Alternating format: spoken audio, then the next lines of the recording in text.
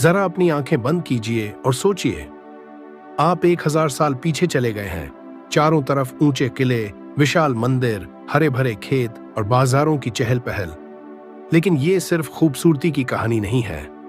क्या आप जानते हैं कि इस दौर में भारत ने दुनिया को क्या दिया और साथ ही भारत किन संघर्षों से गुजरा? तो चलिए समय की परतों को हटाते हैं और झांकते हैं 1000 साल पुराने भारत के जीवन में। नमस्कार दोस्तों, स्वागत है आपका हमारे चैनल पर। आज हम बात करेंगे 1000 साल पहले के भारत की, जब भारत एक सांस्कृतिक, वैज्ञानिक और आध्यात्मिक महाशक्ति था। लेकिन इस गौरव के पीछे संघर्ष, सभ्यताओं का उत्थान और पतन भी छिपा हुआ था। तो चलिए इस रोमांचक सफर की शुरुआत करते हैं। दोस्तों, वीडियो में आगे बढ़ने से पहले यदि आप चैनल पर नए हैं तो चैनल को सब्सक्राइब और वीडियो को लाइक जरूर कर दें। 1000 साल पहले का भारत मुख्यतः गांवों का देश था। हर गांव आत्मनिर्भर था और वहां के लोग प्रकृति के साथ तालमेल बिठाकर जीवन जीते थे। गांव का जीवन सरल, परिश्रमी और सामूहिकता पर आधारित था। हर सुबह सूर्य की पहली किरण के साथ गांव जाग उठता था। खेतों में हल चलाते किसानों की आवाज, बैलों की घंटियों की खनक और चूल्हों से उठती सौंधी खुशबू गांव की रोजमर्रा की शुरुआत थी। खेतों में धान, गेहूं, जौ और बाजरा उगाया जाता था और मानसून पर कृषि पूरी तरह निर्भर थी। गांवों में हर व्यक्ति का एक निश्चित कार्य होता था। किसान अपने खेतों में मेहनत करते थे, कुम्हार मिट्टी के बर्तन बनाते थे, लोहार औजार गढ़ते थे और बुनकर चरखे पर कपड़े बनाते थे। महिलाएं घर के अंदर और बाहर दोनों जगह काम करती थीं।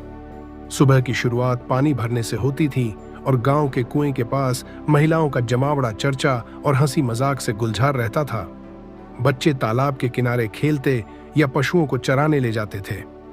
हर गांव में एक बरगद का पेड़ होता था जो न केवल छाया प्रदान करता था बल्कि सामाजिक और सांस्कृतिक गतिविधियों का केंद्र भी था।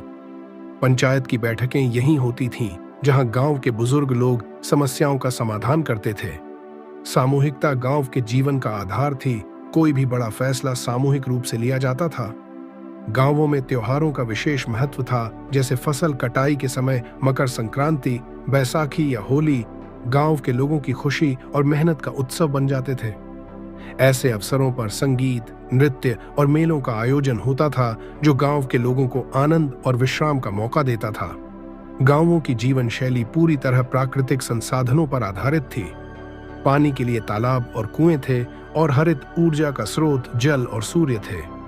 भवन मिट्टी, लकड़ी और गोबर से बनाए जाते थे, जो सादगी और आत्मनिर्भरता का प्रतीक थे। लेकिन यह जीवन पूरी तरह से आसान नहीं था। प्राकृतिक आपदाएं जैसे बाढ़ या सूखा गांव के लिए बड़ी चुनौती थीं। इसके बावजूद लोगों ने सहनशीलता और सामूहिकता के साथ हर समस्या का समाधान ढूंढ लिया। गांवों का यह संतुलित, परिश्रमी और सामंजस्यपूर्ण जीवन भारत की आत्मा को दर्शाता था। पहले का भारत सिर्फ गांवों का देश नहीं था, बल्कि यह विशाल और समृद्ध शहरों का भी गढ़ था। उस समय भारत के शहर व्यापार, कला और संस्कृति के केंद्र थे। प्रमुख शहर जैसे कन्नौज, वाराणसी, दिल्ली, उज्जैन, पाटलिपुत्र और कांचीपुरम अपने भव्य स्थापत्य, व्यापारिक गतिविधियों और सांस्कृतिक संपन्नता के लिए प्रसिद्ध थे। इन शहरों की सड़कों पर सुबह से ही हलचल शुरू हो जाती थी। व्यापारियों के ठेले, बैलगाड़ियों की कतारें और विभिन्न भाषाओं में होने वाली बातचीत से पूरा वातावरण जीवंत हो उठता था। शहरों के दिल में विशाल और जीवंत बाजार होते थे, जहां दूर दूर से व्यापारी अपना सामान बेचने आते थे। रेशम, मसाले, चंदन, हीरे जवाहरात और हाथ से बने वस्त्र भारत की प्रमुख व्यापारिक वस्तुएं थीं। दक्षिण भारत के तटीय शहरों जैसे महाबलीपुरम और पांड्य राजाओं के बंदरगाह विदेशी व्यापार के प्रमुख केंद्र थे। ये बंदरगाह अरब, रोम, ग्रीस और दक्षिण पूर्व एशिया के देशों के साथ व्यापारिक संबंधों का आधार थे। विदेशी व्यापारी यहाँ सोना और चांदी लेकर आते और बदले में भारत से मसाले, रेशम और सुगंधित चंदन ले जाते। भारत के शहर उस समय की उन्नत शहरी योजना और स्थापत्य कला का उदाहरण थे। नगरों में सुंदर मंदिर, भव्य किले और व्यवस्थित जल निकासी प्रणाली थी। खासकर दक्षिण भारत के मंदिर स्थापत्य ने उस दौर में नई ऊंचाइयों को छुआ। तंजावुर का बृहदेश्वर मंदिर और कांचीपुरम के मंदिर उस समय के स्थापत्य कौशल और धार्मिक आस्था के प्रतीक थे। शहरों में न सिर्फ व्यापार बल्कि कला और संस्कृति का भी अद्भुत मेल देखने को मिलता था। संगीत, नृत्य और नाटक जैसी कलाओं का विकास हुआ। भरतनाट्यम और कथक जैसे शास्त्रीय नृत्य शहरों के सभागारों में प्रस्तुत किए जाते थे। साहित्य और शिक्षा के केंद्र भी शहरों में स्थापित थे। यहाँ संस्कृत, तमिल और प्राकृत जैसी भाषाओं में ग्रंथों की रचना होती थी। उस समय के व्यापार को संगठित और संरक्षित करने के लिए गिल्डों अर्थात व्यापारिक संघों का निर्माण हुआ था। ये गिल्ड न केवल व्यापार को नियंत्रित करते थे, बल्कि समाज में भी उनकी महत्वपूर्ण भूमिका थी। वे गरीबों की मदद करते, मंदिरों के निर्माण में योगदान देते और यहाँ तक कि राजनीतिक निर्णयों में भी हिस्सेदारी रखते थे। शहर केवल व्यापार और कला के केंद्र नहीं थे, बल्कि वे राजनीतिक और सामरिक दृष्टि से भी महत्वपूर्ण थे। किलों से घिरे ये शहर शासकों के प्रशासन और सत्ता के केंद्र थे। यहाँ के राजमहल, दरबार और सैनिक छावनियां उस समय की शक्ति और समृद्धि का प्रतीक थीं। भारत के इन शहरों की समृद्धि और वैभव ने विदेशी यात्रियों को भी आकर्षित किया। चीनी यात्री ह्वेनसांग और इतालवी यात्री मार्को पोलो ने अपने विवरणों में भारतीय शहरों के भव्य बाजारों, स्थापत्य और सामाजिक जीवन की प्रशंसा की है। उन्होंने भारत को सोने की चिड़िया कहकर पुकारा। 1000 साल पहले भारत के शहर न केवल व्यापारिक और सांस्कृतिक संपन्नता के प्रतीक थे, बल्कि वे इस बात का प्रमाण थे कि भारत कैसे ज्ञान, कला और वास्तुकला में दुनिया के सबसे उन्नत देशों में से एक था। यह वैभवशील जीवन शैली भारत की अतीत की गौरवशाली धरोहर को दर्शाती है। 1000 साल पहले का भारत शिक्षा और ज्ञान के क्षेत्र में विश्व का पथ प्रदर्शक था। यह वह समय था जब भारत के विश्वविद्यालय और शिक्षण संस्थान अपनी बौद्धिक श्रेष्ठता के लिए पूरी दुनिया में प्रसिद्ध थे। भारत की शिक्षा प्रणाली का उद्देश्य केवल ज्ञान प्राप्त करना नहीं था, बल्कि जीवन के हर पहलू को संतुलित करना और नैतिकता, अध्यात्म और विज्ञान का समन्वय करना था। नालंदा और तक्षशिला जैसे विश्वविद्यालय वैश्विक शिक्षा का प्रमुख केंद्र थे। नालंदा विश्वविद्यालय, जो बिहार में स्थित था, लगभग 10,000 छात्रों और 2,000 शिक्षकों का घर था। यहाँ पढ़ाई के लिए भारत ही नहीं, बल्कि चीन, तिब्बत, कोरिया, जापान और मध्य एशिया से भी छात्र आते थे। यह विश्वविद्यालय विभिन्न विषयों में उच्च शिक्षा प्रदान करता था, जिसमें दर्शन शास्त्र, खगोल शास्त्र, चिकित्सा, गणित, भाषा विज्ञान और धर्मशास्त्र प्रमुख थे। तक्षशिला, जो वर्तमान पाकिस्तान में स्थित है, भारत का एक और प्राचीन शिक्षण संस्थान था। यह विश्वविद्यालय वैदिक साहित्य, राजनीति, युद्ध कला, कृषि और आयुर्वेद में उच्च शिक्षा के लिए प्रसिद्ध था। यहाँ पढ़ाई की एक महत्वपूर्ण विशेषता यह थी कि छात्रों को किसी एक विषय में महारत प्राप्त करने की स्वतंत्रता थी। भारत ने गणित और खगोल शास्त्र के क्षेत्र में उस समय कई अद्भुत खोजें की। आर्यभट्ट ने शून्य की परिकल्पना और दशमलव प्रणाली को विकसित किया, जिसने गणित और विज्ञान की दुनिया को बदल दिया। उन्होंने पृथ्वी के गोल आकार और उसकी धुरी पर घूमने की अवधारणा को समझाया। भास्कराचार्य ने अपने ग्रंथ लीलावती में जटिल गणितीय समस्याओं का समाधान प्रस्तुत किया। उनके कार्यों ने न केवल भारतीय गणित को समृद्ध किया, बल्कि यह आगे चलकर अरब और यूरोप तक पहुंचा। खगोल शास्त्र के क्षेत्र में भी भारत का योगदान अमूल्य था। ग्रहों की गति और खगोलीय घटनाओं का अध्ययन उस समय के भारतीय विद्वानों ने बड़ी सटीकता से किया। आयुर्वेद का ज्ञान उस समय जीवन का अभिन्न हिस्सा था। चरक और सुश्रुत जैसे विद्वानों के कार्य उस युग में चिकित्सा विज्ञान का आधार थे। सुश्रुत ने सर्जरी की तकनीकें विकसित की और इसे अपने ग्रंथ सुश्रुत संहिता में संकलित किया। चरक ने आयुर्वेद के सिद्धांतों को व्यवस्थित किया, जो न केवल रोगों के उपचार के लिए उपयोगी थे, बल्कि स्वस्थ जीवन जीने की कला भी सिखाते थे। धर्म और दर्शन शास्त्र का अध्ययन भारतीय शिक्षा प्रणाली का एक महत्वपूर्ण हिस्सा था। बौद्ध और जैन धर्म के विचारों ने शिक्षा को व्यापक बनाया और समाज में नैतिकता और शांति का संदेश फैलाया। भारतीय शिक्षा प्रणाली गुरु शिष्य परंपरा पर आधारित थी। छात्र गुरुकुलों में रहते थे और अपने गुरु से व्यक्तिगत रूप से शिक्षा प्राप्त करते थे। शिक्षा केवल पुस्तकों तक सीमित नहीं थी। इसमें नैतिक मूल्यों, आत्मनियंत्रण और समाज के प्रति जिम्मेदारी की शिक्षा भी शामिल थी। महिलाओं को भी शिक्षा का अधिकार था। इस युग में गार्गी, मैत्रेयी और लीलावती जैसी विदुषियों ने समाज में अपनी विद्वत्ता का लोहा मनवाया। हालांकि समाज के कुछ हिस्सों में महिलाओं की शिक्षा सीमित थी, लेकिन उच्च वर्गों और विद्वान परिवारों में यह सामान्य थी।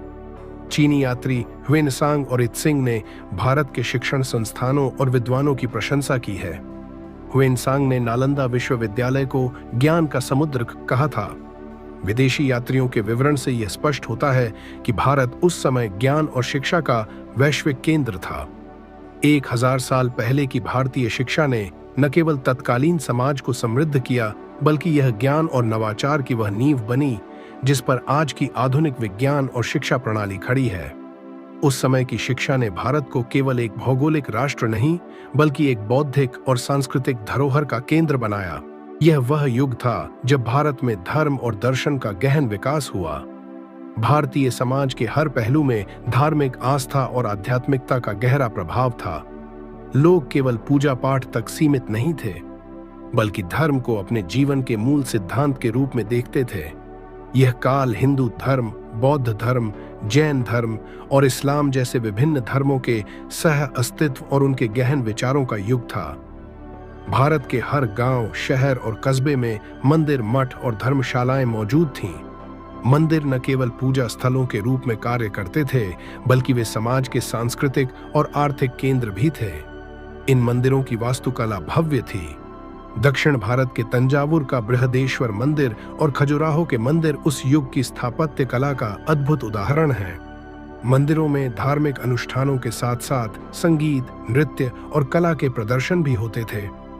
तीर्थ यात्राएं उस समय की धार्मिक आस्था का महत्वपूर्ण हिस्सा थीं। हर व्यक्ति के जीवन में काशी, प्रयागराज, द्वारका, हरिद्वार और रामेश्वरम जैसे तीर्थ स्थलों की यात्रा का महत्व था।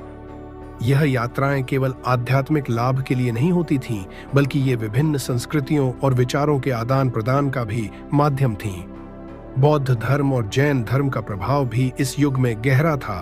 बौद्ध धर्म, जो करुणा और अहिंसा का संदेश देता था, नालंदा और तक्षशिला जैसे शिक्षण संस्थानों के माध्यम से भारत और अन्य देशों में फैल गया। जैन धर्म के अनुयायी पर्यावरण संरक्षण और अहिंसा के प्रति अपनी गहरी प्रतिबद्धता के लिए जाने जाते थे। इस काल में जैन तीर्थंकरों की शिक्षाओं ने समाज में नैतिकता और आध्यात्मिकता को प्रोत्साहित किया। 1000 साल पहले भारत में इस्लाम धर्म का आगमन भी हुआ।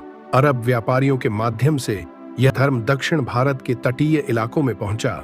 इसके बाद धीरे धीरे दिल्ली सल्तनत के दौरान यह उत्तर भारत में स्थापित हुआ। इस्लाम के साथ सूफीवाद का उदय हुआ, जिसने प्रेम, भक्ति और समानता का संदेश दिया। सूफी संत जैसे ख्वाजा मोइनुद्दीन चिश्ती हिंदू और मुसलमान दोनों समुदायों के बीच लोकप्रिय हुए। योग और ध्यान भारतीय संस्कृति का अभिन्न हिस्सा थे। पतंजलि के योग सूत्र इस युग में भी प्रासंगिक थे। लोग ध्यान और योग के माध्यम से शारीरिक और मानसिक शांति प्राप्त करने का प्रयास करते थे। आश्रम और मठों में साधु संतों के नेतृत्व में योग और ध्यान सिखाया जाता था। भारत की सबसे बड़ी विशेषता इसकी धार्मिक सहिष्णुता थी। हिंदू, बौद्ध, जैन और इस्लाम धर्म के अनुयायी एक ही समाज में मिलजुल कर रहते थे। उनके बीच वैचारिक मतभेद होने के बावजूद वे एक दूसरे के धर्म और आस्थाओं का सम्मान करते थे।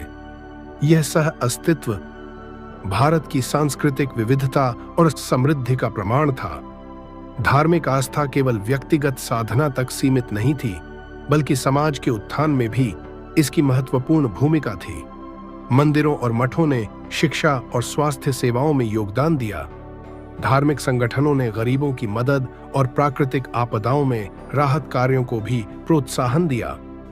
1000 साल पहले का भारत धार्मिक और आध्यात्मिकता का अद्भुत मेल था। इस युग में धर्म न केवल व्यक्तिगत विश्वास का विषय था, बल्कि यह समाज के हर पहलू, शिक्षा, कला, साहित्य और सामाजिक समरसता का आधार भी था। धार्मिक आस्था और आध्यात्मिकता ने उस समय के भारतीय समाज को एक मजबूत और समृद्ध आधार प्रदान किया। तो दोस्तों, अगर यह सफर आपको रोचक और ज्ञानवर्धक लगा हो तो हमारे चैनल को सब्सक्राइब करें और अपने दोस्तों के साथ इसे जरूर शेयर करें। हम इसी तरह आपको अतीत की अनदेखी कहानियों से जोड़ते रहेंगे। मिलते हैं नेक्स्ट वीडियो में।